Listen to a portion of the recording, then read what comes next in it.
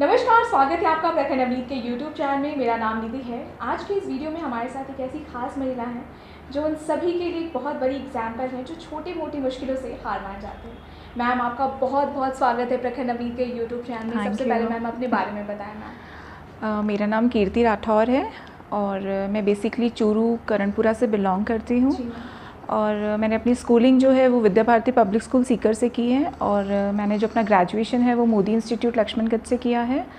और अभी करंटली मैं एज एन ACF RFWTI में पोस्टेड हूँ। जी मैम, ब्यूरो किड्स में आने का सफ़र, उसके बारे में बताएं, किस तरीके से शुरुआत हुई मैम? एक्चुअली 2007 में मेरी शादी हो गई थी, और मेरे जो हस्बैंड थे वो राजस्थान पुलिस में इंस्पेक्टर थे। मेरी जो लाइफ़ थी वो एकदम हैप्पीली मैरिड लाइफ थी, और मुझे नौकरी करने का कभी शौक़ नहीं था। इवन जब मैं अपने ग्रेजुएशन कर रही थी तब भी मेरे दिमाग में कभी नहीं आया कि मुझे पढ़ना चाहिए या कुछ बनना चाहिए। बट ऑल ऑफ सडन 2019 में मेरे हस्बैंड की कैंसर की वजह से डेथ हो गई थी। तो उस ड्यूरेशन में मतलब मैं काफ़ी डिप्रेशन में चली गई थी, और मुझे उस टाइम अनुकंपा नियुक्ति की जो नौकरी है वो मिल रही थी, और मेरे दोनों फैमिलीज़ का ये कहना था कि मुझे वो नौकरी ज्वाइन कर लेनी चाहिए।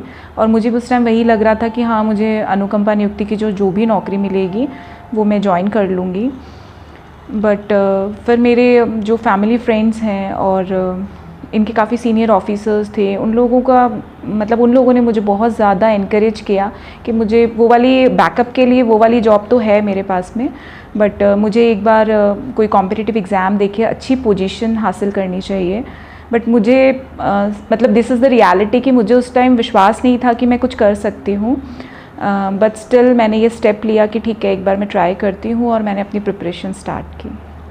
मैम, जैसे कि आपने बताया कि उसके बाद आपने प्रिपरेशन चालू करी, तो मैम वो प्रिपरेशन के दौरान काफ़ी चैलेंजेस, बिकॉज़ आप पहले से ही काफ़ी चीज़ से आप गो थ्रू कर रहे थे, तो प्रिपरेशन के दौरान क्या क्या चैलेंजेस आपने फेस करा मैम? सबसे बड़ी चीज़ तो वो जो टाइम था वो बहुत ज़्यादा डिप्रेसिव था मेरे लिए, बहुत ज़्यादा डिफ़िकल्ट था मेरे लिए। उस टाइम में पढ़ने का एक डिसीज़न लेना अपने आप में बहुत बड़ी चीज़ थी मेरे लिए। बट स्टिल आई डिसाइडेड कि हाँ, एक बार मुझे कोशिश करनी है और मतलब ट्राई करना है। मैंने पढ़ना स्टार्ट किया, धीरे धीरे अच्छे से पढ़ने भी लगी। बट ऑल ऑफ सडन जो है मेरे ब्रदर की डेथ हो गई थी, तो एक बार मैं वापस उसी स्टेज पे चली गई थी जहाँ से मैंने शुरू किया था। तो वापस उस टाइम मेरे लिए मुझे लगा कि नहीं, मैं अब फिर से नहीं कर पाऊँगी। और एग्ज़ाम जो था मेरे ब्रदर की डेथ के बाद 2 मंथ्स बाद ही था। तो मैंने बहुत प्रे की कि भगवान प्लीज़ एग्ज़ाम पोस्टपोन करवा दो, मुझे थोड़ा टाइम मिल जाए तो मैं पढ़ लूँ। बिकॉज़ उस टाइम मैंने ये रियलाइज़ किया कि अब ब्रदर भी नहीं है, घर की बहुत सारी रिस्पॉन्सिबिलिटीज़ मेरे ऊपर है। सो अब तो मुझे कोई अच्छी जो है पोजीशन हासिल करनी ही होगी। और उस ड्यूरेशन में फिर बहुत बार मैं गिव अप कर देती थी, नहीं पढ़ पाती थी, बहुत डिप्रेसिव फील करती थी, नींद नहीं आती थी, बहुत सारी प्रॉब्लम्स थी। लेकिन उस टाइम में मुझे मेरे बेटे ने बहुत ज़्यादा सपोर्ट किया। उसको हमेशा से विश्वास था कि मैं कर सकती हूँ। उसने हमेशा मुझे मोटिवेट किया और अपना ट्रस्ट जो है मुझ पे शो किया कि मैं कर सकती हूँ। जब भी मैं पढ़ते टाइम बहुत बार मुझे ये रियलाइज़ होता कि मैं नहीं कर सकती हूँ, बिकॉज़ वो जो फेज़ था मेरे लिए बहुत ज़्यादा डिप्रेसिव था, और मैं कई बार टूट जाती थी। तो वो मेरे हस्बैंड के जो फ्रेंड्स थे या हमारे जो फैमिली फ्रेंड्स थे, उनको कॉल कर देता था कि मेरी मम्मा नहीं पढ़ पा रही है, आप आकर समझाओ उन्हें कि मेरी मम्मा पढ़ ले। उसके बाद में फिर मुझे कई बार लगा कि नहीं, जब इसे इतना विश्वास है कि मैं कर सकती हूँ तो एटलीस्ट मुझे उसके लिए, और जैसे कि मैंने बताया कि मेरे ब्रदर की भी डेथ हो गई थी, तो मुझे लगा मेरी मदर की रिस्पॉन्सिबिलिटी भी मेरे ऊपर है। तो और जब इन सबको लग रहा है कि मैं कर सकती हूँ तो मुझे एक बार अपना 100% देना चाहिए। और फिर मैंने फुल एफर्ट्स के साथ अपनी पढ़ाई की। फिर मैं खाना खाते समय भी मतलब पूरा टाइम मैं अपना पढ़ाई को, मतलब एग्ज़ाम, बुक्स, इसके अलावा कुछ मेरे दिमाग में नहीं रहता था। मैंने अपने रूम में जो भी था चारों तरफ इकोनॉमिक सर्वे, जो भी जियोलॉजी के मिनरल्स सब लगा के रखती थी, पेस्ट करके रखे हुए थे कि क्या क्या मुझे पढ़ना है। मतलब दिन भर मेरे दिमाग में यही सब चलता था कि मैंने आज क्या पढ़ा, कल मुझे क्या पढ़ना है। रात को सोते टाइम पे भी रिकॉल करना एंड ऑल। तो मेरे बेटे का सपोर्ट बहुत ज़्यादा था मेरे साथ में। मतलब कई बार मुझे लगता था कि नहीं, जो मिल रही है जॉब तो मिल ही रही है मुझे, तो मुझे वही वाली नौकरी जो है वो ले लेनी चाहिए। बट स्टिल जब वो बोलता था कि नहीं मम्मा पढ़ो, आप कर सकते हो, इवन मतलब फैमिली मेम्बर से भी लड़ लेता था कि नहीं मेरी मम्मा कर लेगी, हो जाएगा, तो फिर उसे देख के मुझे ये रियलाइज़ हुआ कि नहीं, मुझे करना ही है। सो फिर मैंने डेडिकेटली बहुत अच्छे से पढ़ाई की थी। मैम, तो उस वक्त आपने किस तरीके से मैनेज किया था पढ़ाई में, क्या क्या चीज़ें आपने किस तरीके से आपने स्टार्ट किया था? बिकॉज एक स्ट्रैटेजी होती है और आपने बताया कि आपको पहले पता नहीं था कि आपको एग्जैक्टली पढ़ना क्या है, तो फिर आपने उस चीज़ को किस तरीके से सोचा कि हाँ, ये इस तरीके से स्ट्रैटेजिकली पढ़ाई करनी है? एक्चुअली जब मैंने स्टार्ट किया था तो मुझे बिल्कुल आइडिया नहीं था कि कैसे क्या पढ़ाई करनी होती है, क्या करते हैं। पर स्टिल जैसे जैसे मैं पढ़ती गई मुझे ऐसे लगा कि हाँ, मैं इस तरह से कर सकती हूँ कि मैंने जो चीज़ आज पढ़ी है उसको मैंने कल नया कुछ स्टार्ट करने से पहले मुझे उसे डेफिनेटली रिवाइज़ करना है। थर्ड डे जो मैं पढ़ रही हूँ उसमें मुझे फर्स्ट और सेकेंड डे का ज़रूर रिवाइज़ करना है। स्ट्रैटेजी सबकी अपनी होती है, मतलब सबका लर्निंग जो वे है वो सबका डिफरेंट होता है।